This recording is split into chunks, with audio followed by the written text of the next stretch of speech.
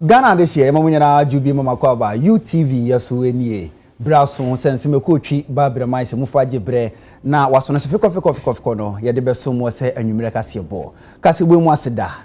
Specialized mineral water, special drinks, neat foods, and a best assurance, best point savings on loans, or more and a kind of why you take a seabo, Ebremo. And some Yabetoja, and numerical seabo will be and say. Oman Penina Ghana for Atuaba, Eddie Amanura John. Dramani Mahama, Chilim Sword and Pogua Ponosua. I want to hon Semo Ghana, you through say 100 so bano, ya de Ebisiano. Abayani Swadi Huna Nank wash a sen Kagana, ya near my boy Ebeba Fomono, and Manessa, and Famawo. And no brother, and Ghana man penny, and penny for a dana de, na Ghana for the door now, watch on our drain at their home. Ghana for the door now, so actual or madrin afa or man a walk or a home. Oman penya be di achire we ni bredi kan kora yenya oba e wo my Ghana yabakosemu na Ghana for do na so akire wona dwen e di afa ho MMCDs ye yi wo mu ato ho ana yesi wo mu for medwuma enko ho no enwu nchen no ene Ghana for do na so akire wo madwen e di afa ho we ni sem do na no e na ebetu dwa e wo anwumere kase boyi eso akenkan for ye me Sadat Mohammed mene Nana Ekia Kobi Afin semino munchiremu enie. Enra ena Ghana mampanyini His Excellency John Dramani Mahama empinifo dane die ema Ghana fo nyina hunu no wofiri ne dwumadie ase na enam so ma Ghana fo dro na akere wona adwen e de afa ho se ne dwumadie no koye edify. The program it was very successful and ran efe empanyifo ne united tie aka no mom yeso unite ni nyai we free party bi ni ade no. They say one president, one Ghana. The ceremony itself was very okay though. Looking at the security system, the invitation of the various presidents from the various states, I think the ceremony was okay. But it was quite alarming that I'm also expecting something different from this government, that's the NDC or the Mama government. I'm expecting him to at least continue the free education system, at least continue the various projects that have been backed by the outgone president, the Akufo-Addo government. So this is so far my expectation for the new government of Ghana. I think presidents from all the countries within Africa, I think they mentioned 21 vice president and the president, and the dignitaries also. A lot of people. The place became congested. Since I've been going to ceremony, I've never seen some before. What I was expecting is the promises that he made. So we are waiting to see the way forward. President dressing in the BBA, you see a new occasion in Accra. Okay, and your car campaign stance and a period no kind. The vampire man say wait me. As a human being, won't mean but obey me I am majority. Now at least I'm a man for no so am I want to encounter. Tell me again any day a nemum near me pa Mahama chow no say free education no. One son went and I don't so me expect to say about one city. Petrol is on to so now Monte Lorry Faso. Media me expect to say obey because all my promise say or better 10 years. Ceremony a seamless move because now be a quarter. Now I'm hoping say this time around Mama there or because I be the president pen. So this time we are hoping he will learn from his mistakes and do better. And also, fears such as need Dalano, the city depreciation. Friends of which my view are my. And Ruano, your mama, I say no, oye, opinion, pa, media corruption. And no per se, this on son. And no per se on fight pa media me what GDS. Because why be that? And I'm your GDS obey ye. Yamine danase. Me pacho and ya crow be a sooner. Ye yan a simple, so what I say. Dear by an ANT, a ye Juma, a Ghana 4, and almost all my bread. No more the same. Ain't a rather extra buff 4. ene ye nyankopo obia chesa honhom nyina sa na Ghana ha eba be hyira so ye de Awurade ase ye da na se oman pani ye ma na pomuden ye ma ne nkwa ahoden ye ma no nimdie ni nyansa a odi bebu man ye so ye de empa ibo ne yesunsum ye de ebeyi nyina beta na chire ma me wotafo nya efin so asa be beboa no ebe koso wa no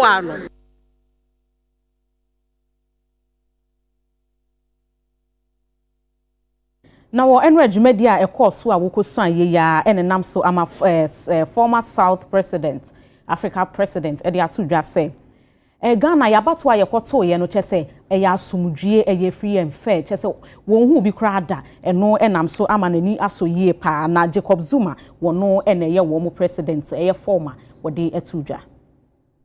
It went very well because I think the situation here as I have described them, it has been influenced in the majority of cases by the foreigners, right? My view for now is that the elections that had taken place and the leader who has won, I think is a man who is thinking as we do as Africans. And I think it brings a change in a matter of ways. Because in Africa, much as there are those that we thought they were doing everything, they were interfered by the former bosses, so to call. You have had a way in Africa where organizations that were established to bring about freedom, gradually, they were twisted and twisted and twisted so that they take the instructions from someone. And that changed Africa. Once we said Africa was free, but Africa in reality was no longer free. You then have leaders later who come out saying we are wanting a freedom completely.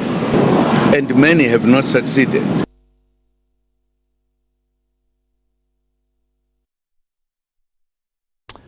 Ankane Ghana mampanyini ane Ghana fanyane mudidie na watu abade amano a enra waso afena kesi mu dinse na obeyo mampanyini His Excellency John Dramani Mahama wodi mpanifo da World Bank tikakra na no ediesia na komotwetwe mu na wochirim se na aban nani abre so wodi nhyeche pa begu apono so se na be na o my Ghana ya hone de ho nsem no be fa ne ntoma pa ediefra na afin so isika sem no e be fa ne ntoma pa ediefra o mampanyini chirim so hwe Ghana cocoa industry na hwe oil industry na e ye fa kwa mo my Ghana sika papa e ho so no nya de obetoto na ase na emum ne ha no wo ene se abiyode ne dwumadi akwagugu MPP aban e ba ye fango nsem o mamwa omukoi ohwe ye chi a enyinam enyade afango ba kumpo omoto ye de to ho ntebe ma ho kira bagana so na so nyina mu no endis aban wode nhyeche pa ebegu apono so. Unfortunately, this government has not been able to add one single drop of oil or gas, cubic meter of gas, to what they inherited from us. And that is for many parochial reasons. You know, the producers in the oil and gas sector have not been happy. Some have been hounded out. He and I went to Cote d'Ivoire for many years, went and invested there and came up with the Baleine field. And that has been at the expense of what they were doing in Ghana, you know. We tied down Tallow in litigation over tax, which I thought we could have sat across the table and discussed amicably. Unfortunately, we lost the arbitration and were thrown out. And there are two other aspects of that tax issue that we need to sit with them, and if we can negotiate and agree a mutual agreement, then I think that would be the better option to take, and to encourage as many players in our oil and gas sector as possible. I was vice president at the time. My president, Professor Atta Mills, signed the MCC. Actually, I signed it, but he initiated the discussions. And when he was ready to sign, I was the one who signed it.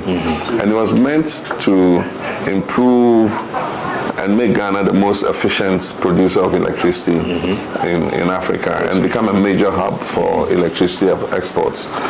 Unfortunately, democracy has its dividends, but it also sometimes can be a curse. We left government and a new government took over. and took over the Millennium Challenge Compact, mixed up the last segment of it, which was providing efficiency in distribution, billing, metering, and all that. And of course, PDS is history now. But we want to take a look at that again, because if we don't fix the Electricity Company of Ghana, we will continue to have a major problem with our whole power value chain. I spoke to the Americans during my last visit to the US. We met the Millennium Challenge Corporation, and we asked if it was possible for them to reinstate the $190 million that they had devoted to that aspect of it. And they said the door is not closed. And so we need to pursue that discussion. Or if we don't have access to the 190 million, if the World Bank can support us, to be able to finish that aspect of it, so that we can reduce the losses, where it has to do with the IPPs. But in the meantime, what we want to do is to restore some transparency in the system, restore the cash waterfall mechanism, so that we stabilize the situation until we're able to carry out all the reforms in that sector. The cocoa sector was doing very well. Unfortunately, I think the new management that was put in by this government has not been as good, and so we've seen a collapse in cocoa production. Part of it is due to climate change, but part of it is also that the farmers do not receive a fair price for their product, because if the farmers receive a fair price and they have a good income flow from cocoa, they're not going to sell their cocoa farm to somebody to come and cut down the trees and exploit and explore for gold. So those are all things we want to see what reforms we bring into the cocoa sector to cut the size of this humongous state enterprise called Cocoa Board that spends 3.4 billion cedis on itself every year.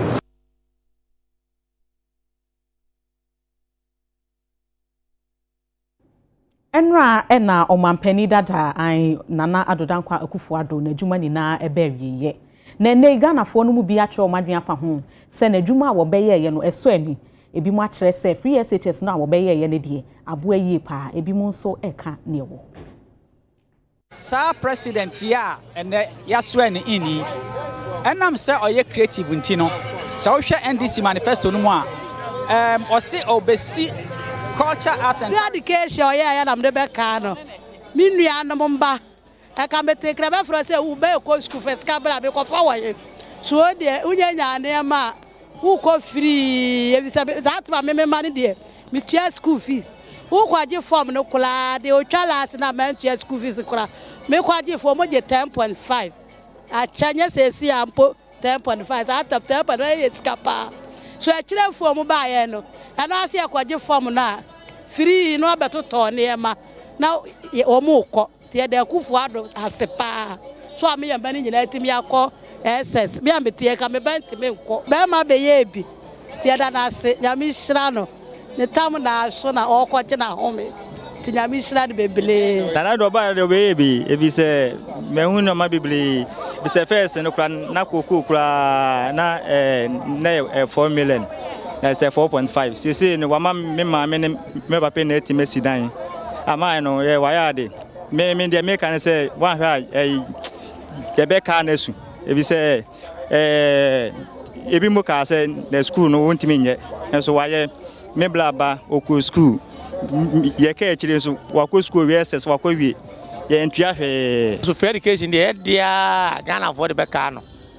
Eno nko ade eno ne ade e be ka no pa ya ye nana mu nyina ba beto se aba bi ba ya odi free education ba ye and the bomb pa se bi aban for so ba ono so nto aso ba na Akufo-Addo de ono na ma yesusu ano kwa me nkroma mta ne se wo ye bi ono ba ne ehu bi da ba na Akufo-Addo na di free education bi ba ya yehu ya ne ehu bie ya ye ma mu nyina nya so mpaso nti na de na di free education ye de be ka no ono bi ni bi an be ka no bye onu die me ka se obetina so kra masa bye wo se mo no kra amaka mayase me ba no nyam wo mama mbeso ti se mama be die nyame boa nipa na be yi na nado no bae no enuama na ne bo no ekosoro saa tinama boy ye din eno ne adam ne be kai no me the free education e be kai no because me ma mienu akọ school free menti ahwe nti eno de me de be kai na pa wa ye bi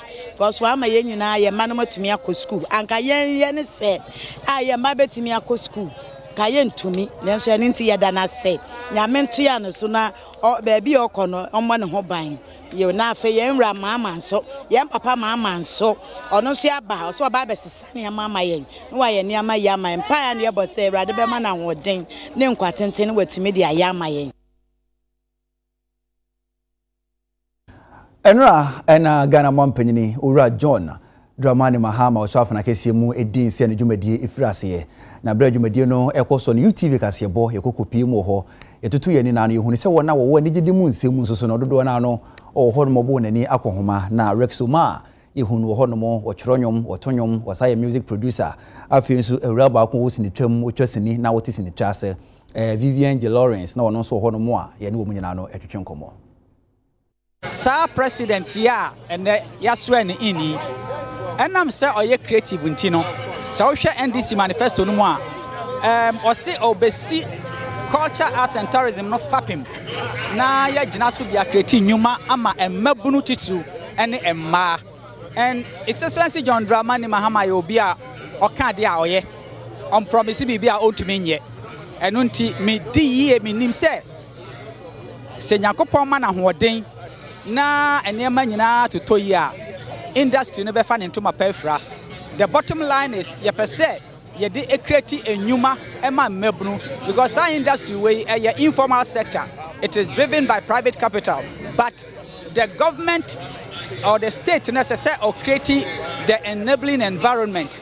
Now investing wom said ye beya sebe ye money ko school no mo meka say media me pesa me ye doctor nkwa ana lawyer nkwa because ns obi ye artist fashion or your content creator or your even baba krana eno so ye adwuma so hwe ne yi a eno an ebinum so di eye adwuma de hwe mo abusua et no this is the era for the creative industry, culture and tourism. To hwe tete na omo wo sa industry no makwese sabi o na omai no due to social cultural whatever na ye bu omo abonfia.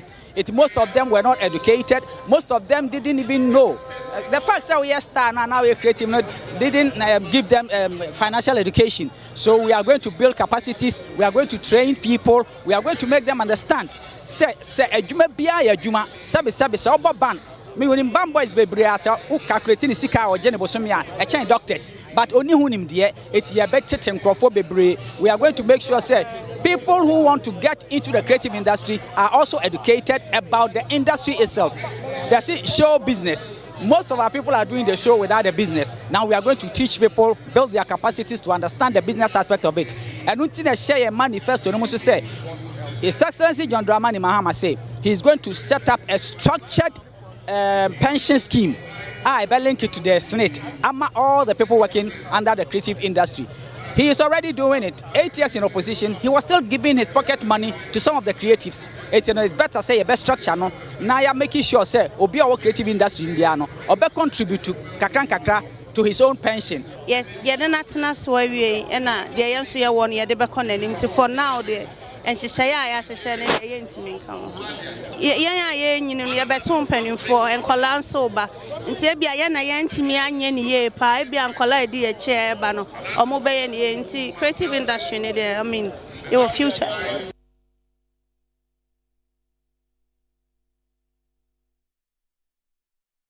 Awie adeshima ma ebejina we so ni ahomeka se bodo so. Ye basisia.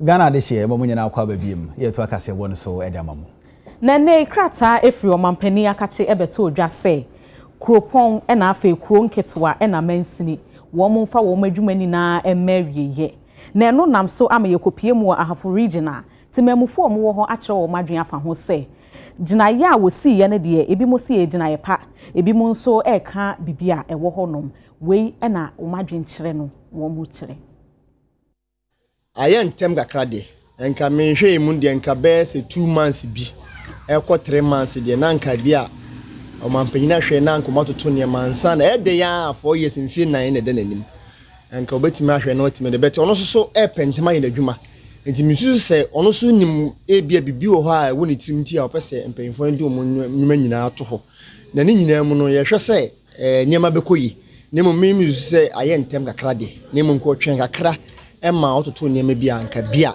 nka befa niema bia ono so nim botayinti a hode yesa omampani a waba no Ghana fo nyane mu gidie se obesom na ode mpuntu ne nioma pa abre omanfo abanda da no omanfo susu se nioma bia nko yie na man sine krachi penyine a nioma nko yie no e de ne sa ne to aso ye adwuma so okoje na home na adwuma asa na new faces ene mabunu a ahoden wo omumu na ombesom oman yi na mampani mahama trimopo a opese ode ba Ghana fo no eba mu na oman mu nyina obi adi so mfaso nti enye ntem ne kwan so no enye ntem omampani betimi aba ebeja ato be se boso miensa se obi nto na dwuma so na se wonto dwuma so we enso so akire eye na hoode a owo ne gide owo ne manfo mu se ne obetimi dama eye coordinating council for se onhwe akire ma wona wapai wonum se wonu no mu gidi se onfa district assemblies ne metropolitan assemblies enko bosha sase so no oni mfunso bia waye wo sa de waye ho timsu se omampani mama na mo nto otu no eno a eno no enche minim se ye benyinya edin a ebeba bonten a wom na ebehwehwe district assemblies ahodo so timsu se nei no wo se wona umdada no nkwaje won home a na onto mra bia de nti amenfo aso ne se enwura nkwa na so nti woma wo mu so empepe na omunyi wo mu neema obi kwa na obi ade bi da ba bi a enye nti se wo ma wo mu bre be na otwi bi ka ho no mu de boabo mu ho eyi wo mu neema na yen ne da yi no mu de ato yie na obi a boabo na ho ansa na wo mu be firi ho a na wo mu firi ho aye ntem dodo to wo mu bre mene ne nya adwen de ko senka eye NPP kuraba power mo enye saa na President Nanado enye saa no ye yahune saa ena sebi kura no mfa ne se mahan dan kura na time so an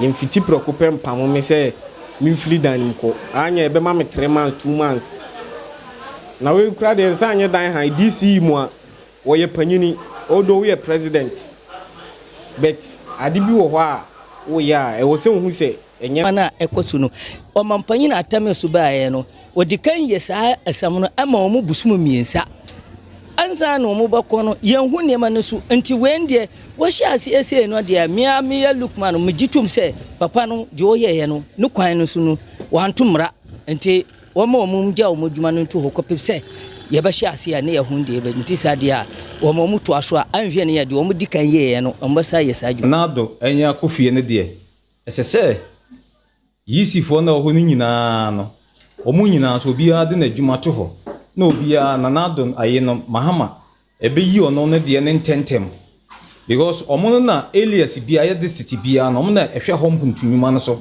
ema nwuma no etimi ekonanim edise wadisa de se opese ohwe na oyi ne district ayifo no ma omu bebeye o madwuma de a me de memefo aso send your work no onye ne sa pepepe ne ma oman ntimi ensoro waka because they say no 4 years pe na kunya na de nanim ye 4 years 4 years ne obeye no na be ma oman ne behwe se ye nto ano so ana ye nsi ne fom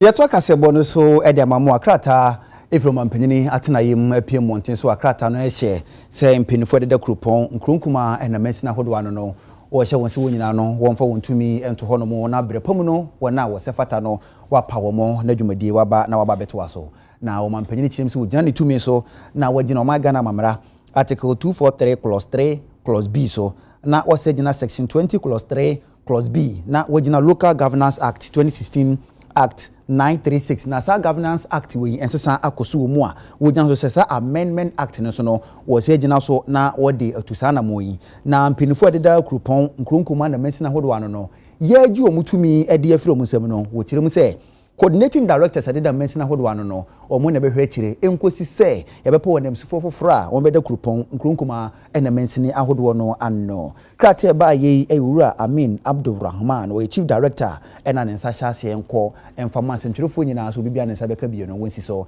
na Ghana fo so entumi ehunu bi Enra Independence Square na Ghana mampanyini wura John Dramani Mahama wo so afenem edin se ma ne dwumadie ehyase na nwumre bremu adwumadie ni bawie no yekopie mo ne hunu se fidie adesina ye biegu ho no pa adechin ye sa abo ana kokopie mo ne hunu se Zuma line adwuma ko na adwuma so o ma siesie ho no mo ho na hunu die no ekoyie pa. Proud to the inauguration, Zuma Line Ghana Limited, Zuma Line a household name. So, knowing the inauguration, we had to also prepare. Now, yezi yanze mabuma yezi bua on the setup of the inauguration. One of the things we mobilized over 5,000 workers across the length and breadth of the Greater Accra region, especially on the principal street, to clean and to pick up all the silts. And also, by extension, we painted all the caps with white emotional paint, then oil paint as well, along all the principal streets. We also went ahead to beautify the city, planting some trees and also hoisting Ghana flag.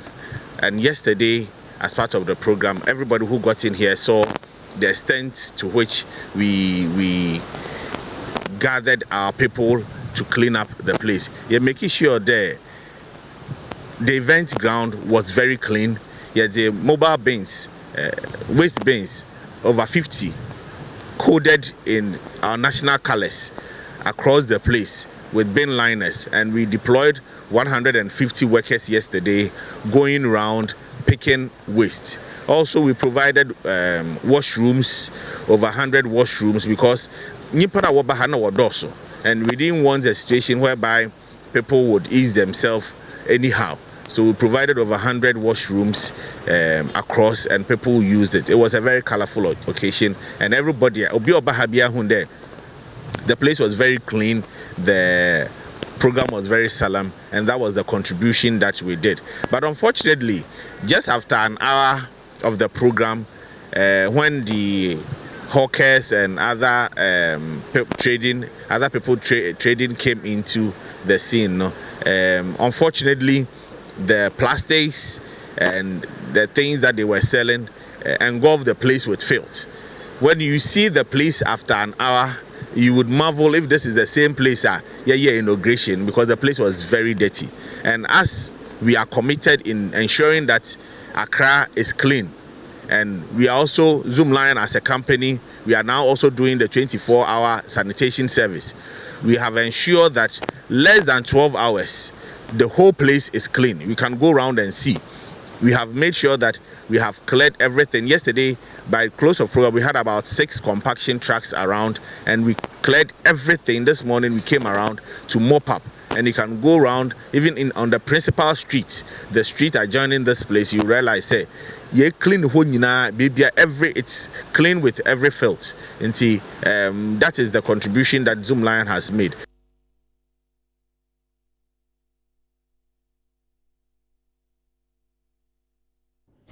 John Frempon Osei wono ena enka ne no yem rahebedeni ewo abrim. Nene wode ato omampani John Dramani Mahama nim say adwumadi a John dwumadi a omampani na nado dan kwakufu ado ahya ase no won hwe no wanye na jeje mu isan say woye ne sa na asede ekwa akoye bibie wo ho no enti wenei wabai won hwe no won to aso na enwie peyo emfamaye. So na nyina wie ne say yaka anasa papa e de atodwa a kire nea ɔne n'aban ɛbɛyɛ ɛnyɛ saa na obiara bɛhu no yɛsi de ɔtan usua wasa na wakyea ne pa usua kasa na ɔbɔ ne hwene so nanso no sɛ yɛn nyinaa yɛhwɛ a yɛnam mpɔtɛmpɔtɛm a obiara hu biribi kakra na amanyɔe no sɛ deɛ yɛn nyinaa na yɛbaa yɛtoa so a ka yɛakɔ yɛnim kyɛn sɛ nti yɛbɛsrɛ biribi a Nana Addo Dankwa Akufo-Addo de ne nsa kaa yɛ biara ɛyɛ papa na yɛn nyinaa nim sɛ ɛde mfasodeɛ bɛbrɛ Ghana no aban a ɔbɛyɛ bɛsrɛ sɛ ɔno nso ntoa so na ɔnyɛ na ɛyɛ yie a ɛyɛ ma Ghanafoɔ yɛn nyinaa ɔmampanin Nana Addo Dankwa Akufo-Addo ɛne n'aban MPP aban yɛayɛ bi papapapapapa sɛdeɛ mmea mede me kurom kakraa bi no kaa Abrem constituency me ba ye me ka kyerɛw sɛ nkanea koraa na yɛde sɔ wɔ nkuro so ma nkurɔfoɔ nya kanea de kɔ school sua deɛ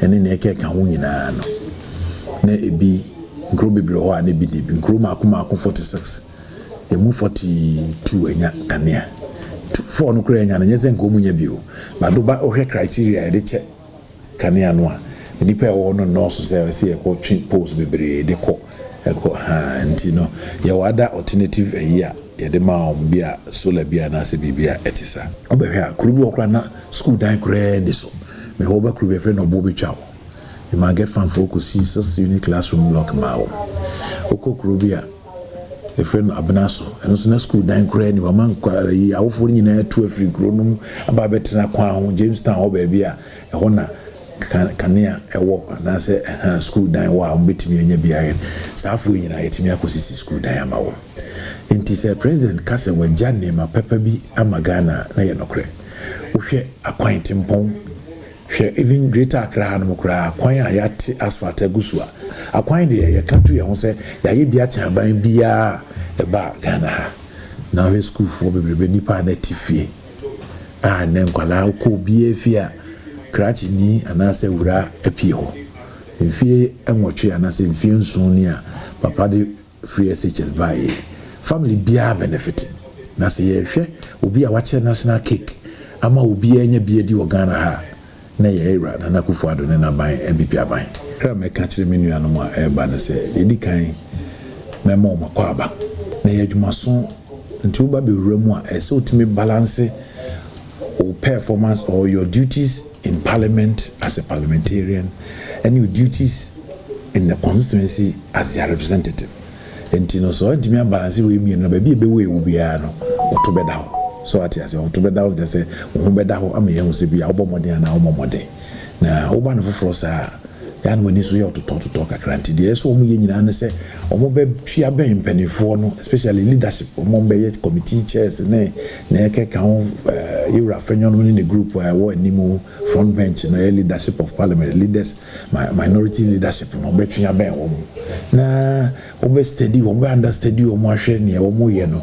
None ye, I would be too good to you one as would be 2-3 more yeno. Now the beer too. Tioba, the decade, your pie on Brasse, said your kind, oh, because all your professor, oh, baby.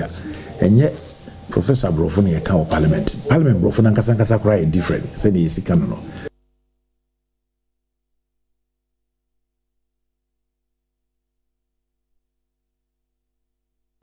Ekobia unity e wotema ene ne mpatamu na bato mpeso amiensa wotema no ena nipa bi atwetwe won ho afiri mpeso amiensa so na waka won ho bo ma wate yeku na aban nyoma yeku ahodo wotema ne mpatamu de ene okokuduru ho no mo a na waloke no na acha adwumayfo ni nyina no wa mo nyina pie na yeku edu omani kiremu e wo vako wakotema oil refinery wako Ghana Port and Harbours Authority ene eku ahodo na brand centralfo no omokasa na omukirim se 2016 wa bra ban sesamba ya NPP bae no omunyina na dodo na ye adwuma e wo sa nwuma eku ahodo ane otutu mu no na abansesa bae na na ye pam omunyina afiri ho no se omo ye NDC fo eni nto omo so sre NDC amanyoko ni mpenifo se ni manimu ya mpenifo ni nwumayfo a omo de na sa nwuma na no na omo nye NDC ma no ye pam omo na omo ntimi ntena ho nkosi se NPP mpenifo bi se gina ye enti omo afirase ye.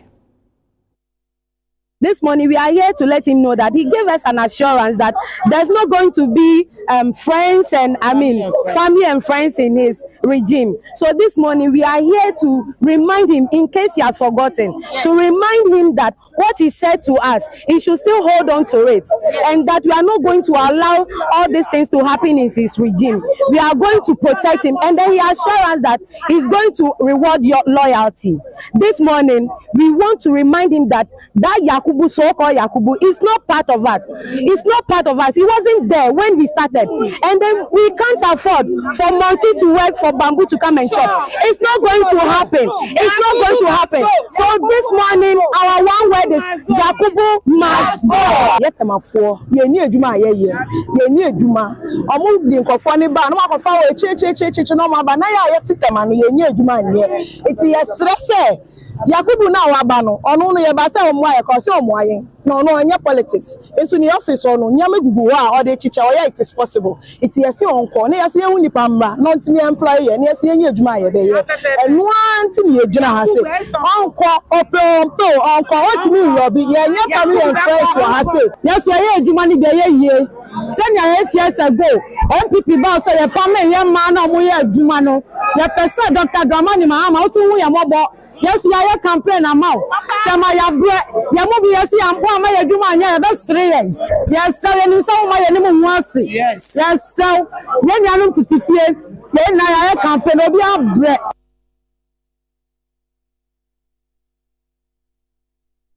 Yaba e de e ya sum de adwumenti ne nam etitie yesu frɛ. Ya youth num ye no bi wo hono mu a yes su a na ye tunu mu hu cha ye jan kola ma ye ejuma ni hono mu ya campaign ma ye papa JM any lawyer enu anti yes ye papa JM any lawyer enu any ye ma mi Jane se omu boye ye no mu zongo fu no any ye no mu aguna fu nkitu ye kunu mu ewu eja ye omu hu ye mabo no mu page ma bi ma ye ne fa che nkwala no. The grievances you have listed for GPHA, they have it. It is here already. If you like, I will show them to you on my phone. I was just discussing with one of your men that I have shown him the list of the things that we are talking about. Then the grievances are taken care of. We are only waiting for a day, 2, 3, for the proper things to be done. But take note, we have taken over. Because we have taken over, there should be proper handing over. If we want to do proper investigation, then we need proper handing over. As you can see, we didn't cause any commotion. We didn't have any problem with anybody. We just came to perform those tasks, and we are done. We are going. However, if we come back or if we get information that they are doing something different, that will be a different ball game altogether.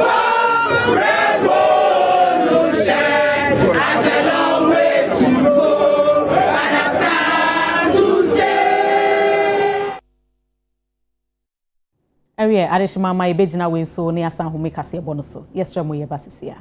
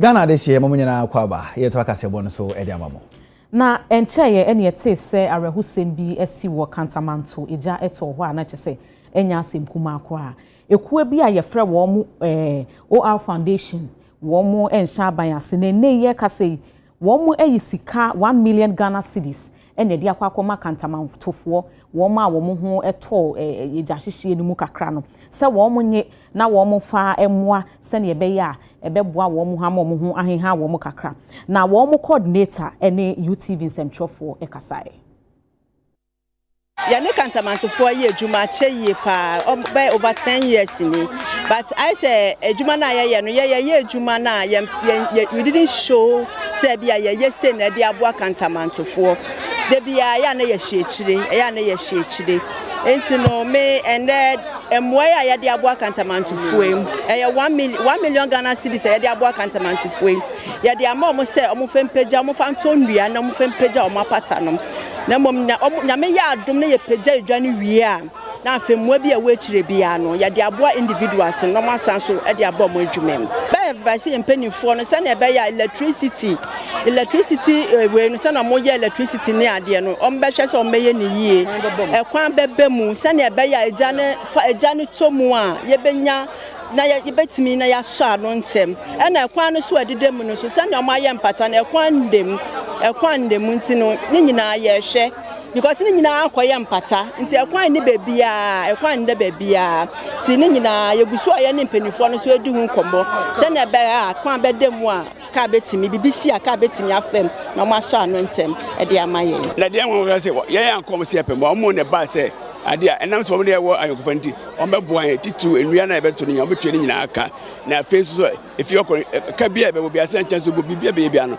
o ma yekra se o me boan e wo sikatwem empo mu wie mpa edwaba no so o mo ne ma hye sika na san wo ni capital ni nyom be bo mo am ade o anya setup sika kaka de ahye o mu dwuma de ase enti o mu de dwuma mu de do di na aboy bebre electricity aba enti no ma hye se yesi gbe no beba abeche kwan befa so a won be sa waya fo no waya sina o de electricity no ene kwan se de ye besi ene lace adutum a bibisi potrimu a pofrimu a omo ebeba beboy afesu so ye market ba bia omo ni security for efa bi de wo security omo de dwonu mu a all foundation am fire extinguishers enti ejane hya se pa no madum no na enam se ho no omo ni binti omo ebi no enti se ne ya dwe se yesi gbe no wi a ye bepa mo omo de dwonu nya fi ho na efa security a omo de dwonu 24 hours time 7 se de be ya ejane hya se chance preko bekase e chance kitikiti chance na no module ti anu na mi chade ato enu kwasem se ya was adwene ho enu akwa mi ti o mu news o se o mu ni fire hydrants odwuma ni nya enu mu hia e be che kwa be fa so a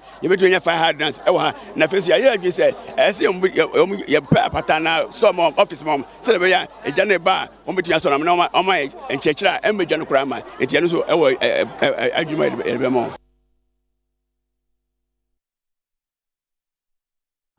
Abansi samba aya na abanya waba no emu emma aya na omani brepa abanyu mekwa hodo otagege edifira abanya wakọ no emma ensem na abansi samba yi enya asem foforo okukopie mu ewo temane ne mpatemu a ku ahodo aboabo ho ano ebi efri tema east tema west ena tema central dodo na no kokopie mu enne Ghana Cocoa Board tema oil refinery Ghana Port and Harbours Authority enampo tema development corporation okoya empinifo hwe na aban foforo okoye no anasa aban foforo aban dada na okoye no na dwuma fo hodom no yemo monko na yemfo mu adwuma mu na UTV kasebo empinifo a ededa endi samanyuko na no ewa bottom piso amiensa no so no ye no mtwetwe nkomo amomu kire nsemu.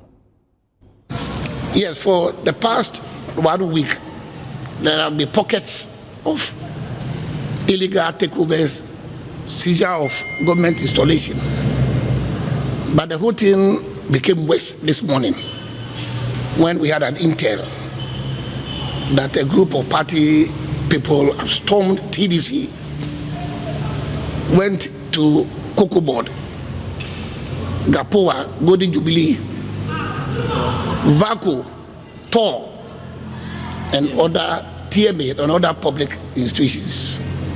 And when we got a hint of that illegal takeover, we also took the trouble and pain to also visit those installations and assure the frontline managers of the fact that we, the leaders of the three constituency, they don't have our support and endorsement. How many days? Mahama was just sworn in yesterday, and the day after is what? Investiture. Then they will take the law into their own hands. If something untoward happens, the first point of call will be with the leaders. And they will say, are you aware that your people are doing this? And the rest. So this is the first step. The first step is to make the general public know that we, the leaders here, don't approve. Yes, they don't have our endorsement. We call on our people to exercise patience. And appointment is not made by force. We have appointment committee who appoint people to various institutions. So what they have started doing, they supposed to stop to it. And we, as a leader of the party in the 3 constituency, we are not in consonance with what they are doing. This is a very bad exercise, and a bad name for the party. So we call up them again, is to resist, is to stop immediately. When we came, we've been told that they are at the TDC. We got there, they said they moved from there. So anywhere that we reached, they said they moved from there. And we decided to do this press conference. In fact, my MP was worried because when we went to some of the institutions, they make us know that they came here with our MP van, which his pictures and everything is on the van. So it looks like the MP is aware. And I want to let the general public know that my MP or our MP is not aware of what is going on.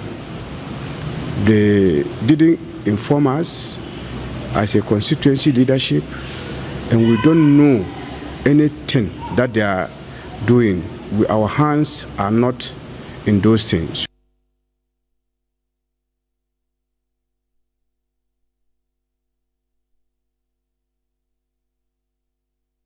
Ewie yenko pie mu ewo mfimfin mantam we timamufo a wo mo wo asen mankata eno eye asen South District eho enewo wo mo kire mu se wo mo bridge ewo ho enei ebubu aye se basa enti wo mo sre aban ayeyi no John Dramani Mahama His Excellency so sre no mada wo mo mra no wo mo meye okwan ne ma wo mo no mo ho entimi ha wo mo na wo mo fa enwo wo mo dwuma bi a wo pese wo mo di asen mankata ayewa asen South District in for you na ye MP and say your bridge ya kan wa sema ka omo meye enti sense to bi si your nkofo bi o mu fia ebe school school makata kuru mu hankasa nso yi si ya timi nko ba bia bia timi di 4-5 days krampo yentimi nya yi nti ya how pa ne say aban ombo mode an meye bridge ni maye bridge ni die tete no aye na nanom ba aye no na omo di railways ebe ye